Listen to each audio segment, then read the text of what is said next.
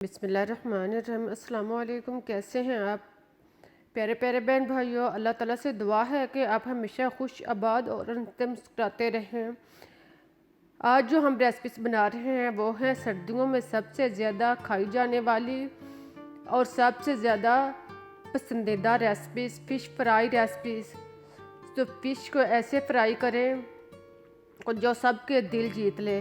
तो प्यारे प्यारे बहन भाइयों, आइए मज़ेदार और टेस्टी फ़िश फ्राई की रेसिपी शुरू करते हैं। इसके लिए हमारे पास है फ़िश 2 किलो। इसको पहले नमक और अजवाइन लगाकर अच्छी तरह धो लें और फिर इसका पानी खुश्क होने पर इस पर नींबू का रस 1 से 2 अदद नींबू का रस इस पर छोड़ के इसमें शामिल करें। नींबू का रस जो है वो डालने के बाद अब इसमें इमली का पेस्ट 3 से 4 चम्मच इसमें शामिल करें। इसके बाद इसमें नमक टेस्ट के मुताबिक या 1 से 1.5 चम्मच इसमें शामिल करें। नमक डालने के बाद अब इसमें सुरख मिर्च पाउडर 1 चम्मच या ये भी आप टेस्ट के मुताबिक इस्तेमाल कर सकते हैं। हल्दी पाउडर 1 चम्मच डालने के बाद अब इसमें ज़ीरा पाउडर 1 चम्मच शामिल करें और इसके बाद इसमें धनिया पाउडर 1 चम्मच डालें। धनिया पाउडर डालने के बाद अब इस पे अजवाइन 1 से 1.5 चम्मच इसमें शामिल करें। अजवाइन पाउडर डालने के बाद अब इसमें गरम मसाला पाउडर 1 चम्मच डालें और फिर इसमें अदरक और लहसुन का पेस्ट 2 चम्मच डालने के बाद अब इसमें सोया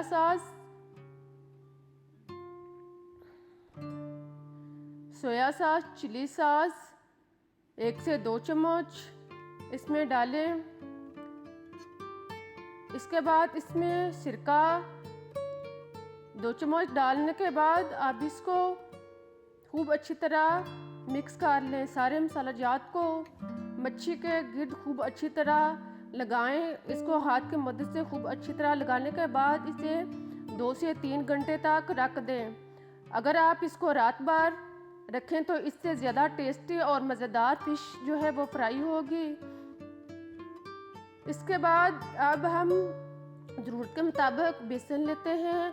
इसमें हरी मिर्च 2 से 3 अदद इसका पेस्ट बनाकर इन कुटी हुई हरी मिर्च डालने के बाद हरा धनिया 2 से 3 खाने के चम्मच काट कर डालने और फिर नमक आधा चम्मच और हल्दी पाउडर 1 चुटकी पाउडर डालने के बाद ज़रूरत के मुताबिक इसमें पानी शामिल करें और इसका पेस्ट बना लें।